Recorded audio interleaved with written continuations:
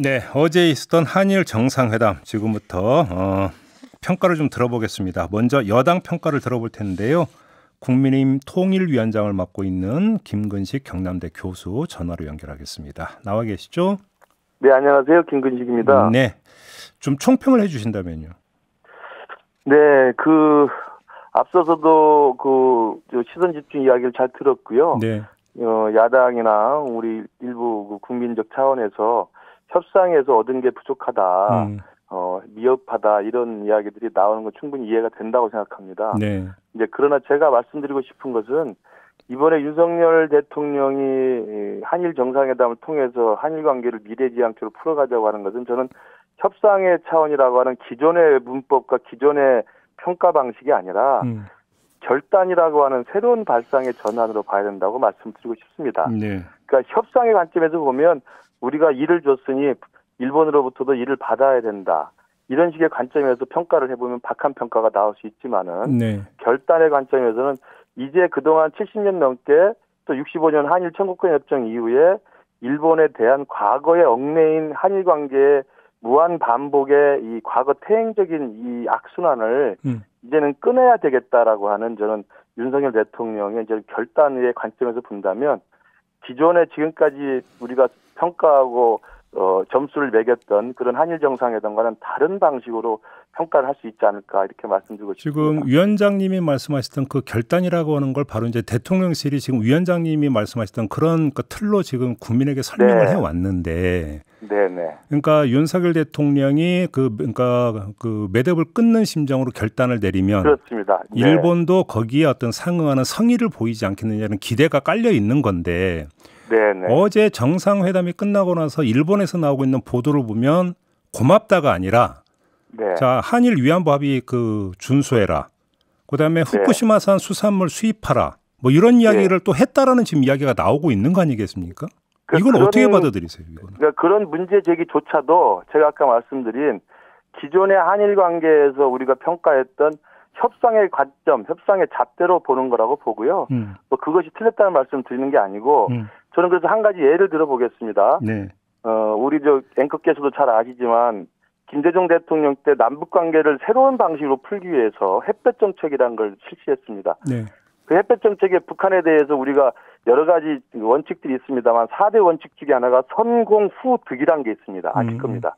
우리가 먼저 주고 나중에 받을 수 있다. 그러니까 우리의 여유와 우리의 어떤 그 적극적인 자세에서 남북 관계를 한반도의 통일과 한반도의 평화를 위해서 우리가 먼저 내밀겠다라는 발상의 전환으로 결단을 내린 게 저는 DJ 햇볕 정책이라고 생각합니다. 네. 그 선공후득에서 우리가 먼저 준데 바로 받지 않아도 된다고 하는 이 햇볕 정책의 원칙에 대해서 그 당시에 민주당과 그 당시에 진보 진영에서 반대를 하지 않았습니다.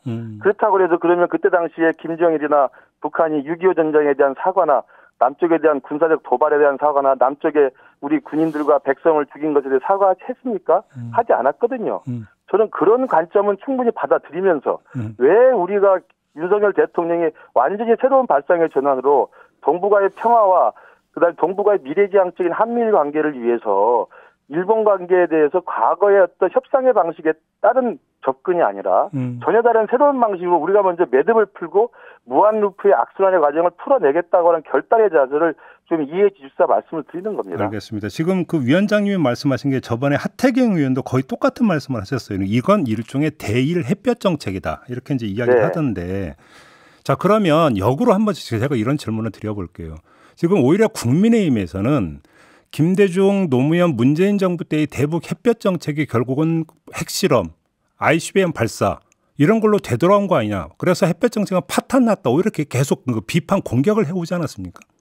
그러니까 똑같은 방식으로 그 당시 민주당과 진보 진영에서는 햇볕 정책을 지지했다고 한다면 똑같은 문제의식으로 발상의 해법을 전환해서 과거의 한일 관계, 과거에 얽매여 있는 것이 아니라 미래지향적인 한국과 일본과 미국의 가치지향적인 동북아시아의 새로운 질서를 위해서 협력하자는 것에 대해서 이해를 해주길 바라고요. 지금 말씀하신 비판에 대해서도 그 부분에 대해서는 그 상황의 차이가 뭐냐면 북한은 지금의 현존하는 적입니다. 우리가 지금 북한과 군사적 대치를 하고 있고 이틀에 한 번씩 미사일을 쏴대고 있고 북한이 갖고 있는 핵 능력과 핵 그 무장이라는 것은 우리 대한민국을 겨냥하는 것입니다. 그렇기 때문에 우리는 그 부분에 대해서 돌아오는 게 없다고 비판할 수밖에 없는 것이고요. 네. 그런데 한국과 일본이 지금 적은 아닙니다. 한국과 일본은 우방입니다. 그 관점에서 생각하면 전혀 다른 저는 문제적이라고 생각합니다. 그러면 알겠습니다. 그러니까 근본적인 시각 부분 어떤 말씀하시는지 이제 충분히 전달이 된 것 같고. 시각이 아니고요. 예. 발상의 전환을 이해해 주십사 말씀드리고 이중잣대를 갖지 말고 동일한 잣대로 비판과 칭찬을 해달라는 말씀을 드리는 거예요. 근데 어차피 그거는 결국은 계속 끊임없이 되풀이되는 내로남불의 어떤 그 틀 속에서 지금 이야기는 될 수밖에 없기 때문에 끊는 않죠. 거고요. 내로남불이 아니고요. 예. 햇볕 정책을 지지했던 민주당이 대일본 햇볕 정책을 역사적 결단을 위해서 풀어내고자 하는 윤석열 정부의 입장을 왜 한 번도 이해해 주지 못하는 말씀을 드리는 겁니다. 그러니까 제가 왜 내로남불은 제가 민주당에 대해서 비판하는 것이 내로남불에 대한 비판을 하고 있는 겁니다. 알겠습니다. 그러니까 제가 드리는 말씀은 그 말씀은 충분히 알겠는데 그런데 대북 햇볕 정책에 대해서 비판했던 국민의힘은 왜 또 대일 햇볕 정책에 대해서는 지지하느냐는 똑같은 이야기도 나올 수 있기 때문에 드리는 얘기입니다. 대북 햇볕 정책은 북한이 현실의 적이기 때문에 우리가 먼저 햇볕을 했을 때 햇볕에 대한 상응하는 북한의 평화 의지라든지 미래지향적인 남북 관계를 호응하지 않으면 비판할 수밖에 없는 것이죠. 그러나 지금 대일 햇볕 정책은 이제 막 처음 시작하는 것이고요. 네. 그다음에 일본과 한국은 우방 국가는 관계라는 것이고요. 일본과 한국은 미래지향적으로 자유시장 경제와 자유민주주의를 향해서 같이 간다고 하는 미래의 가치를 공유하고 있는 우방국이라는 말씀을 드리는 겁니다. 자, 알겠습니다. 비판하지 조금만 좀 바꿔볼게요, 위원장님. 자, 이제 지금 미래도 많이 강조를 하셨는데 이제 거기에 그림을 그려 넣어야 되지 않겠습니까? 미래라고 하는 단어에 구체적으로 어떤 미래를 이야기하는 걸까요? 그 부분에 대해서는 오늘 어제 그 한일 공동 기자회견에서 한중일 협력 프로세스도 이야기를 했고요. 예. 그다음에 한미일의 협력을 이야기했습니다. 이에 대해서는 아직 조금 더 이제 대통령실이나 우리 정부에서 자세한 이야기가 나올 것으로 기대를 합니다만 제 판단으로는 지금의 동북아 질서가 150년 전에 구조선 말에 세계 질서의 격동 시기랑 비슷하다고 생각을 합니다. 네. 다시 말하면 그 당시에도 우리 조선이 급변하는 세계 정세와 동북아 정세를 둔감한 채로 미처 알지 못한 채로 자기 눈에 동굴에 갇혀서 과거지향적인 그 중화 사상에 빠져서 청나라를 따르거나 아니면 러시아나 일본을 따르는 식의 갈등만 있다가 망해가지 않았습니까? 네. 지금 150년에 지금 2020년대 지금의 동북아 정세가 저는 비슷하다고 생각합니다. 신냉전이라고 불리는 동북아 정세 속에서 한국과 미국과 일본이 지금의 미중의 전략적 패권 경쟁에서 어떤 스탠스를 취할 것인가. 그리고 이것은 더 나아가서 국제 규범을 놓고 봤을 때 중국과 러시아가 그 막강한 군사력을 가지고 세계의 규범을 지금 무시하면서 깡패 국가로서 전쟁을 일으키고 있습니다. 이 상황에서 그러면 시장경제와 자유민주주의를 지향하는 한미일의 국가가 결국 세계 질서를 어떻게 만들 것일까를 결정하는 저는 중차대한 기로에 서 있다고 생각합니다. 이 상황에서 대한민국이 어디에 같이 할 것인가. 이것이 제가 볼 때 미래에 대한 가장 중요한 판단 기준이고 대한민국 국가 이익에 대한 새로운 접근법이 필요한 때라고 생각합니다. 알겠습니다. 한미일 삼각공조는 사실 이야기가 많이 나왔으니까 좀 익숙하긴 한데 네. 어제 나온 고위급 한중일 프로세스 조금 전에 이제 위원장님도 언급을 하셨는데 일단 네네. 이거를 위원장님 어떻게 해석을 하고 계세요? 그것은 지금 민주당이나 진보 진영에서 우려하는 한미일 삼각협력이 편향될 수 있다라고 하는 그 부분에 대한 저는 우려를 불식시키기 위해서 나온 거라고 해석을 합니다. 예. 그러니까 지금 이야기하는 것은 어제 윤석열 대통령과 기시다 총리가 한미일 협력을 자주 이야기를 했고 금방 제가 말씀드린 것처럼 2023년에 동북아 신냉전 질서 속에서 대한민국이 그 관점에서 우리가 국익을 선택해야 한다는 말씀을 드렸는데 그럼에도 불구하고 일부 진영에서 이야기하는 것처럼 중국과의 협력은 여전히 중요하다고 하는 우리 한반도의 특수성이 있지 않습니까? 예. 그런 맥락을 저는 일본이 이해하고 인정해준 발언으로 해석을 하는 것이 정확하다고 봅니다. 그러면 이제 그 윤석열 대통령이 다음 달에 미국 가잖아요. 네네. 미국 가서 이제 쿼드 참여 얘기가 본격적으로 나올 수 있다라는 어떤 지금 전망도 있고 또 윤석열 대통령도 쿼드에 대해서 여러 번 언급한 바가 있는데 네. 이것과 한중일 그 프로세스는 이게 그 공존이 가능한 겁니까? 어떻게 되는 겁니까? 지금은 공존이 가능하다고 생각하고 우리가 그 균형을 맞추는 게 필요하고요. 예. 그러나 이 공존이 도저히 불가능한 상황이 올 수도 있는 국제정세가 형성이 된다고 한다면 그때는 또 대한민국 국가이익 차원에서 결단을 해야 된다고 생각을 합니다. 아, 그런 상황이 올 수도 있다고 그러니까 내다보시는 겁니까? 저 개인적으로 그런 상황이 올 수 있는 가능성을 배제할 수 없다고 봅니다. 제가 아까 150년 전에 조선의 동북아 정세를 이야기했고요. 지금 2023년에 향후 10년 내에 펼쳐질 동북아 신냉전과 미중 탄력적 패권 경쟁과 한반도의 자유통일을 위한 한반도의 미래 변동 가능성을 생각해 본다고 한다면 저는 충분히 선택해야 될 시점이 오고 있다. 그렇기 때문에 제발 우리 대한민국에서도 좌파 우파 민주당과 국민의힘 싸우는 게 아니라 대한민국의 국외 관점에서 과거의 얽매인 진짜 한일 관계도 우리가 일 내놨으니까 일을 내놔라.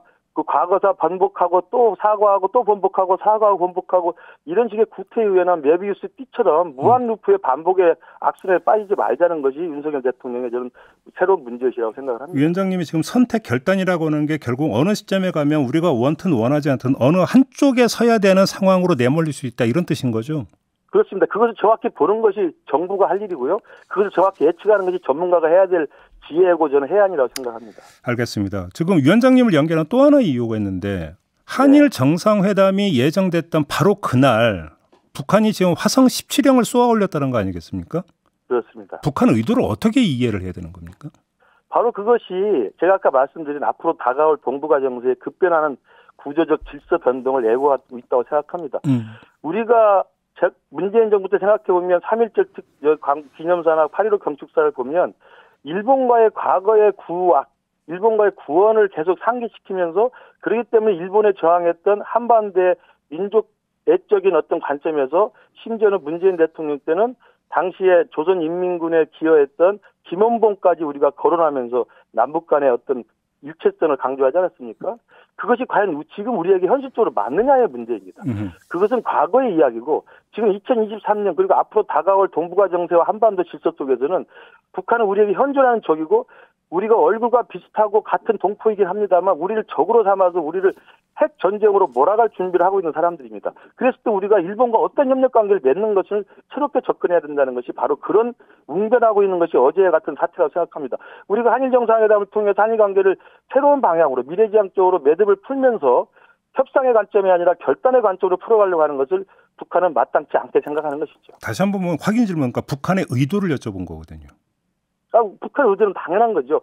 한미일이 새로운 가치 동맹으로 가면서 시장경제와 민주주의로 가면서 동북아 질서를 주도하려고 하는 것에 대해서 네. 북한은 중국과 러시아와 같이 국제 규범을 어겨가면서 이 자유민주주의와 시장경제를 파괴하는 그리고 전쟁을 선호하는 이런 식의 세력으로 자기들이 대립각을 세우려고 하는 거라고 분명히 오히려 이제 북한 입장에서 대립각을 세우는 게 유리하다 이렇게 판단하고 있다는 말씀이신 거죠?